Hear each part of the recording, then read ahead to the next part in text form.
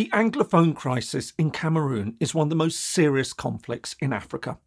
As well as thousands of lives lost, it has forced hundreds of thousands from their homes and has directly affected the lives of millions more. So, how did the conflict emerge? What is it about? And is there any hope for a settlement?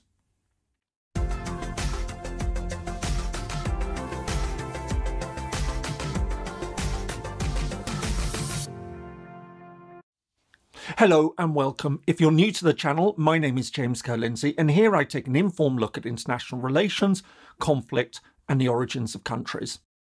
One of the recurring themes of this channel is how borders drawn during colonial times and decisions taken at the point of decolonisation have had lasting effects in many parts of the world. Nowhere is this more the case than in Africa. Some notable examples I've already covered include Somaliland, Western Togoland, Eritrea and Biafra. However, one of the most significant current examples of a conflict that emanates from the legacy of colonialism is the Anglophone crisis, or the Anglophone problem as it's sometimes called, in Cameroon.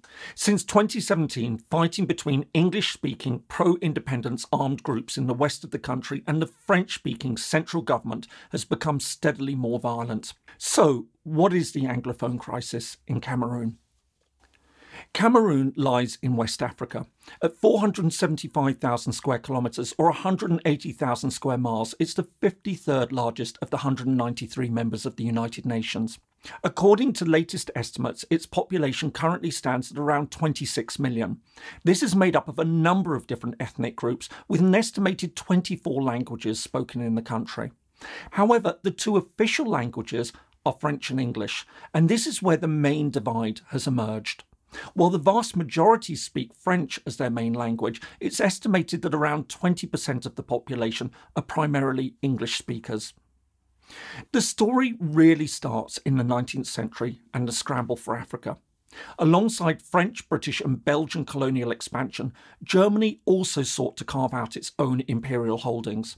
The most significant of these was the territory of Cameroun, an area that comprised what is now Cameroon, as well as parts of the Central African Republic, Chad, Congo, Gabon and Nigeria. In 1884, German control over the area was confirmed at the Berlin Conference, which formally demarcated the boundaries of European colonial influence in Africa. However, Germany's control over Cameroon came to an end 30 years later during the First World War, when Britain and France seized and divided the territory. While France took control of around 80% of the territory, Britain took control of the remaining 20%, which bordered the colony and protectorate of Nigeria, the largest British colonial holding in West Africa. In 1922, Britain's control over the British Cameroons was confirmed by the League of Nations. Administered from neighbouring Nigeria, the British Cameroons were in turn divided into two separate parts, the northern and southern Cameroons. As the process of decolonisation got underway at the end of the Second World War, the British and French Cameroons formally became UN Trust territories, and on the 1st of January 1960, the French Cameroons became independent as the Republic of Cameroon. This now left the question of what to do with the British Cameroons. Following several UN missions to the territory, the two parts were separately offered two options: join neighbouring Nigeria, which was preparing for independence, or unite with the Republic of Cameroon. Independence was not on the table. The referendums were held on the 11th of February 1960. The northern Cameroons, which were predominantly Muslim, opted by 60% to join neighbouring Nigeria. Despite objections from the Republic of Cameroon, which unsuccessfully referred the matter to the International Court of Justice, this took place on the 31st of May 1961, 4 months before Nigeria became independent. Meanwhile, in the south, 70% of voters opted to join the Republic of Cameroon. On the 21st of April 1961, the UN formally endorsed the result and called for talks between the sides.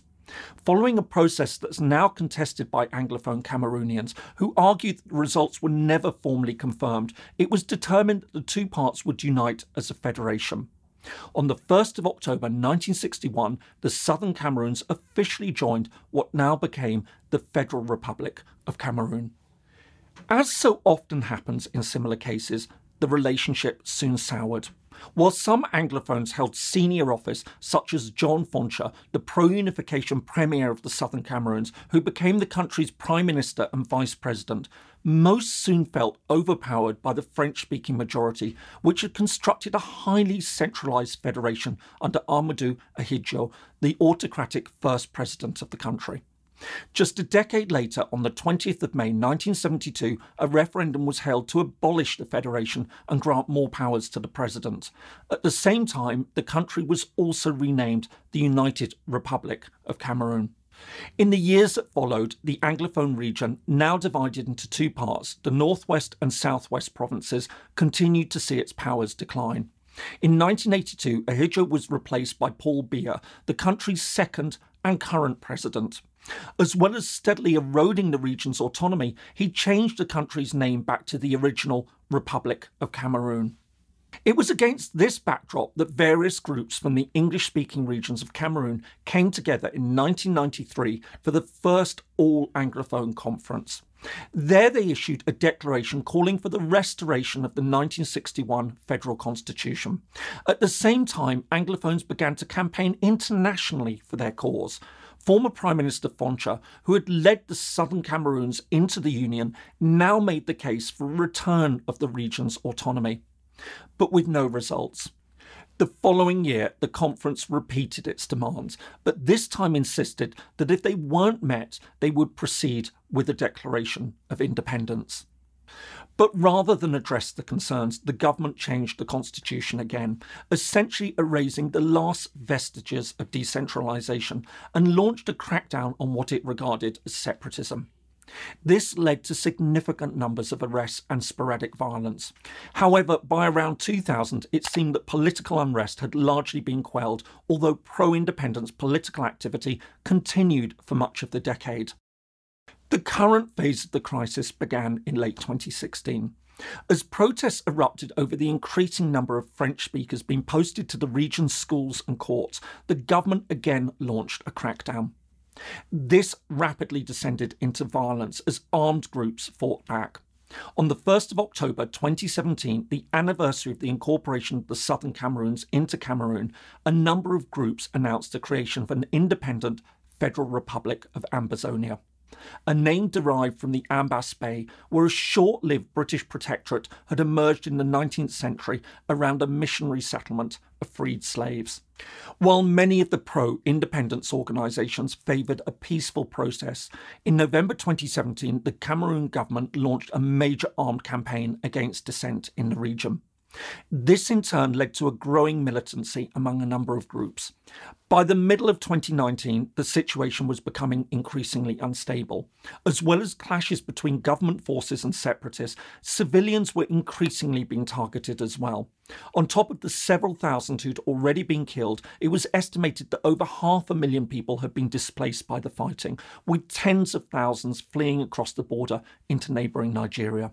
In addition, Anglophone militias also targeted schools, which was seen as a way for the government to impose French on the local population. Indeed, estimates suggested that 80% of the schools in Anglophone regions were closed. In 2019, as fighting began to spill over into neighbouring Francophone areas, threatening the possibility of civil war, President Biya announced the launch of a major national dialogue. Although the move was widely dismissed by many Anglophone groups, which saw it as a stage-managed propaganda effort, a number of measures were proposed.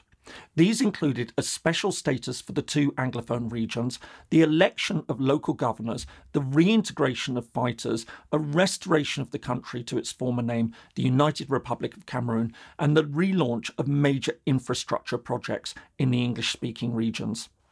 While the proposals made some moves towards increased autonomy, they fell far short of a restoration of federalism, let alone demands for full independence that many Anglophones now wanted.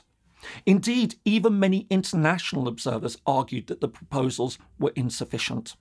As the situation continued to deteriorate in 2020, it appeared that the government was starting to consider a political settlement. Although later denied by the government, reports emerged that secret ceasefire talks had been held in July with some of the most prominent jailed pro-independence figures. These included Julius Ayoktabe, who had been proclaimed as the first president of Ambazonia before being arrested and sentenced to life imprisonment by a military court for terrorism and secession. Since then, and despite growing international calls for dialogue and pressure from internal opposition groups for a peaceful settlement, there's been no let-up in the fighting. On the 24th of October 2020, armed fighters attacked a school, killing a number of children, an attack that was strongly condemned by the UN Secretary-General. More generally, there have also been growing claims of serious and systematic human rights abuses by both sides of the conflict. This includes kidnapping and the use of child soldiers by pro-independence militias and extrajudicial killings, torture and cruel and inhuman punishment by government forces. Meanwhile, the death toll, as well as the number of those displaced and more generally affected by the conflict, continues to grow. The Anglophone crisis in Cameroon is one of the most serious conflicts in Africa. Since 2017, it's led to many thousands of deaths, seen hundreds of thousands displaced, and led to severe disruption to the lives of millions of people. And yet, behind it lies an all too familiar story of colonisation and decolonisation that saw peoples with very different historical experience and subsequently imprinted with very different European cultural traditions shoehorned within a single state that soon starts to break down as one group asserts its authority over another and abandons the political system created at independence. What makes this situation particularly tragic is that there does, or at least did, appear to be an acceptable option to resolve the resentment that led to conflict. A federal settlement guaranteeing extensive autonomy to the Anglophone community was the obvious solution, and a solution that many Anglophones seem willing to accept. However, as is so often the case in such situations, positions have now become polarised, fundamentally mistrusting the central government and now committed to the idea of independence. Many within the Anglophone community seem determined to press ahead with the hopes of realising an independent Ambazonia.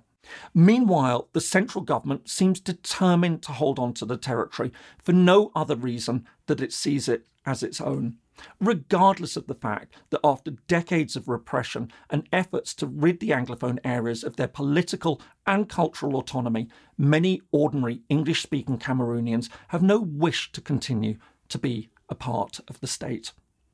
I hope you found that interesting. Thanks so much for watching, and see you in the next video.